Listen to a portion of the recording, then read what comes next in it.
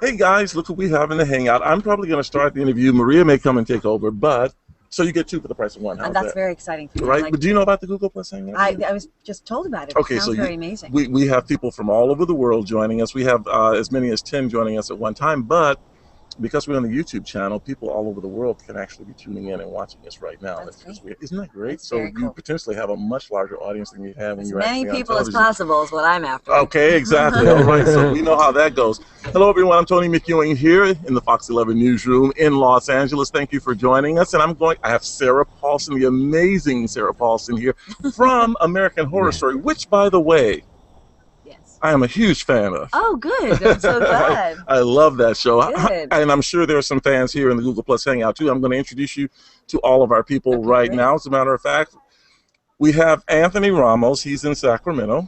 Hi, Anthony. We have Diano. He's in Reno. Hi, Diano. We have Justin. He is in UK. In the UK. Are you in Brighton? I am in Brighton. Yeah.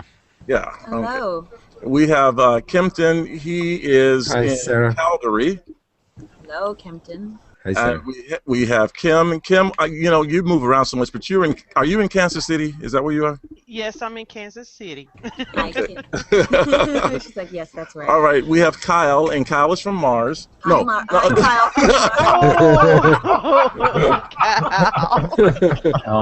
Don't take that thing down, Kyle. Don't. Kyle, where are you, Kyle? Milwaukee, Wisconsin. Milwaukee.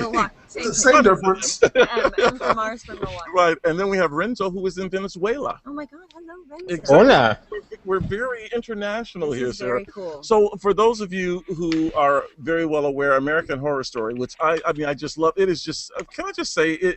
It's such a creepy series. You can say that. And you are also very creepy. Yes, I'm super creepy. It's true. The more you get to know me, the more you'll find. Oh my God! Oh my God! I can't wait! I can't wait because I just saw the last episode. I mean, it's just. I'm telling you, I won't give anything away because I'm kind of suspecting I know. So you saw episode 5, or you mean episode 4? The last thing you saw was what? The last one I saw was the episode after the crazy doctor cut off her legs.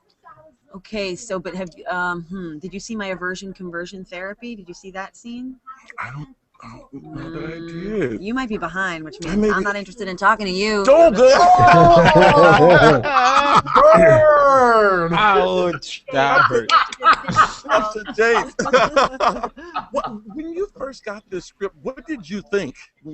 I thought Ryan Murphy has done lost his mind, but I was so excited because when I said yes to doing the show, I had no idea what character I was going to be playing. And so what became a conversation over dinner where Ryan said, do you want to be on the show next year? And I said, sure. I had no idea it was going to be in this capacity and with this. Or in an asylum. Hello. Or that I was going to be playing a reporter, or that I didn't know anything. And so when we first started, we got the first 4 scripts, and I realized I was going to get to play Lana Winters, and it was very exciting. You are a very skeptical person on this show, and you know, I felt so bad for the serial killer.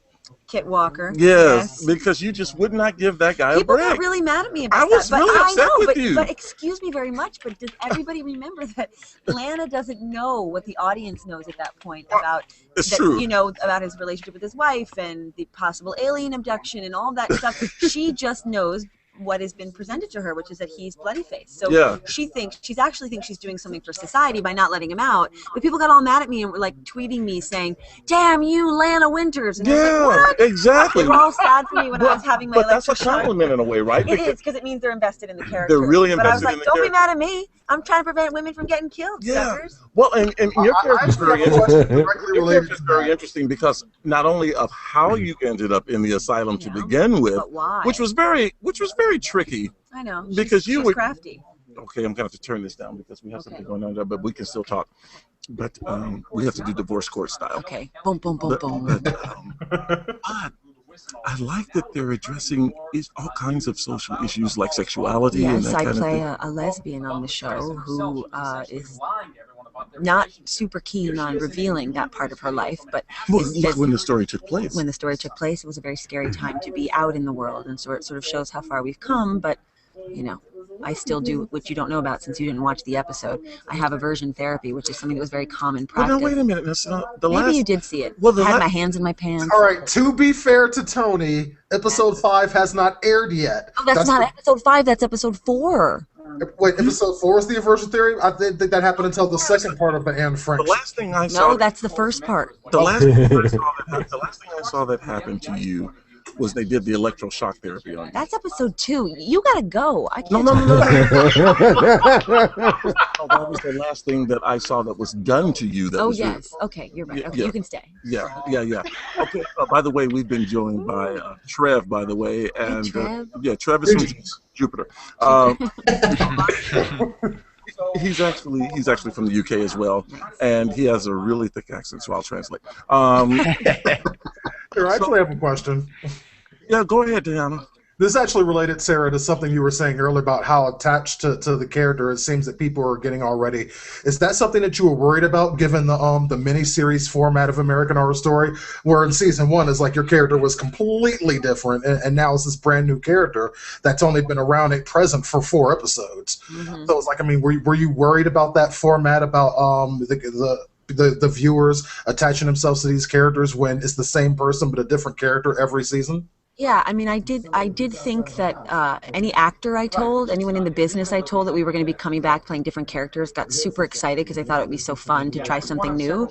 But people who are actually fans of the show would say to me, "Oh my God, but we want to see all the people that we fell in love with last year." So I was nervous in that regard, but I do think this season is really strong. There's a lot of wonderful actors and great characters. So once I read it, I was no longer concerned. It was a little shocking, though, when we found out that people were kind of being killed off, and I know these people weren't going to be coming back. Wait till you see what happens this year, man. It was going to be a completely different setting with mostly new characters. Yes. You know, we have some of the old standbys, and then some of the characters are coming back in completely different roles. Exactly. It's very exciting as an actor to be able to work with the same core group of people. It's almost like being in a repertory theater company or something, but playing entirely different characters, and hopefully the audience goes for it, which it seems like so far they are. Oh, no, we're right there with you. Yeah. We really are. Any other questions? I'm sure we have other questions. Kempton, go ahead. Yeah, Sarah. Sarah, going back a little bit, I loved you in Studio 60 on the Sunset Strip. Your character, Harriet, was wonderful. Can you talk a little bit about your experience working with the cast and the creator, Aaron Sorkin? Yeah, Aaron Sorkin is one of the most brilliant men alive. There's no doubt about that. That's been proven time and time again, and rightfully so. He's really a gifted man, and it's actually equally wonderful as a human. Deeply funny and very compassionate person. And working with Matthew Perry was one of the highlights of my life and my career, mostly because I lost a lot of weight laughing every day. Because it was like doing stomach crunches without having to do stomach crunches. Just constantly laughing. There was nothing like it. And Amanda Peet, who's my best friend, we got to work together, and so it was an entirely great experience for me all the way around. And I would do it again in a heartbeat. Aaron Sorkin could ask me to like carry a glass of water in the deep background of a shot, and I'd be like, sure, whatever you want. Wow. Yeah. Well, that's respect. Yes, yeah, but he deserves it. He surely does. You know, amazing. Justin, go ahead. Yeah, I was going to ask you about your experiences working on the film Down with Love, because that was such a retro look to the film. It's all 1960s design and 1960s clothing, and it looked fantastic. So it must have been quite odd being surrounded by those sort of sets and those costumes. Yeah, it was kind of amazing. It was the first time I had done a project where I had every single outfit that I wore was made completely for my body. I started out with like muslin, and they just took all of my measurements because they wanted the clothes to be, completely period, but completely, they didn't want it to have that secondhand look because the movie's got such a kind of sparkly, just fresh thing. It was very exciting. That was a very big movie that I got at a time in my career when I just didn't expect that was going to happen. It was with Renee Zellweger right after Chicago, and it was Ewan McGregor right after Moulin Rouge, and David Hyde Pierce at the height of Frasier. So there I was, this like 26-year-old girl, and I was just like, I'm never getting this movie with all these fancy people in it. And I really do think the movie holds up. Like whenever it comes on cable, it didn't do very well at the box office because I think they tried to counter-program it against The Matrix at the summer box office, which was probably not the smartest thing in the world. But I think the movie itself really is. I'm very proud of it, and was extremely fun to do. It's something that high style where I got to smoke cigarettes. I mean, although American Horror takes place in the 60s, it's a much more dour kind of dark story where that had so much color and life, and the 60s played an entirely other character in the movie, unlike what it does on the TV show, which is much darker. You have any other questions? Anyone else have questions? Because I certainly have a question. Okay. I want to know, because right now you're barely hanging on to your sanity in American Horror Story. I mean, it gets so much worse. I'm telling you, Jessica Lange is giving you a hard way to go. She sure is, and she's not letting up, and things get much worse for my Well, every episode seems, is it just me? I mean, every episode seems to get further out there and darker. Get ready, sucker. There's more coming. That's all I can tell you. It gets really, you know, I think because people start to get more attached to the characters, the things that are happening to them are going to be more upsetting. Well, James Cromwell, he is really getting under my skin. Yeah, well, as well he should. He's like putting things under people's skin. I know, pulling things out of... What is that? I can't tell you, man. You just got to keep on. What is that was in his neck? An alien really? chip? I don't know. Really? Lips really are Yeah, I'm sealed? telling you, I will get killed by Ryan Murphy. Not on the show. And you might lose your job. And I might lose my job at the same time. You're on the chopping.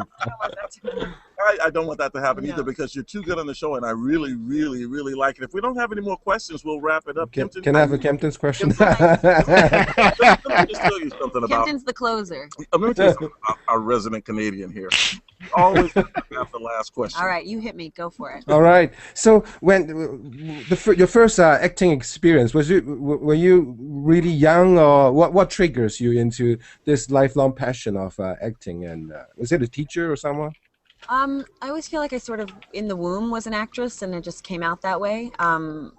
But I think when I first started, you know, I had a teacher, yes, in the 6th grade, Robert Stallworth, who I think teaches somewhere in the South now. I don't know exactly where he is, but he was the first person at my middle school called Berkeley Carroll in Park Slope, Brooklyn, who said to me, you know, you should really audition for the school play, and because he was the theater teacher, and I ended up getting the lead in the 6th grade play, and it was Mr. Stallworth who came up to me when I was in the 8th grade and said, you know, there is a high school you could go to where you can study to be an actress. It can be your major, you know, in a way. And I didn't know that was even possible, so I went to I auditioned for the High School of Performing Arts in New York City, and that's a good one. And that's a good one, and that's where I went to school, and it sort of just shaped everything. That, and also my mother moved us to Manhattan when I was 5 years old, because I was born in Tampa, Florida, and I always feel like if I stayed in Tampa, I might be like, I don't know, playing the evil queen at Disneyland or something. I don't know that I have the opportunity that I have now, and I can thank my mother for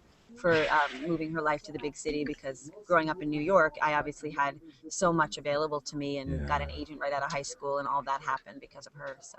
Well, you are having a wonderfully successful career. You're on an absolutely phenomenal series. I'm telling you, it's really great. I mean, you're talented. I mean, you're truly incredibly talented, but you're also very fortunate, and I know you have to think about that every day. I do, you know, because there have been plenty of times in my career when I've had like a moment of thinking, oh, this is it.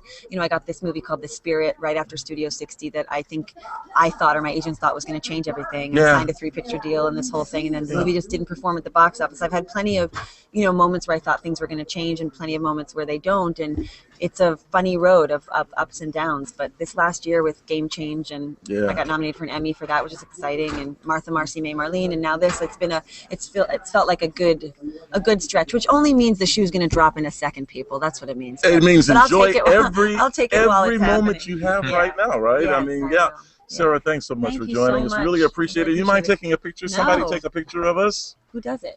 Where do I look? Right here. That's our camera right there. Awesome. Got it. Thanks so much, Sarah. Thank you. Bye, you guys. Thank you so much. I promise to catch up. I will. Okay, good. Tony, it's really good this season. I think I'm only behind one episode. I'll come back when you've seen them all, okay? Okay, all right. Tony, you in trouble. Nice to meet you. Shot you down in flames, Tony. So is it better to be blonde or brunette? Which is more Well, this fun? is real, and so I just... Oh, no, we don't. I mean, the blonde was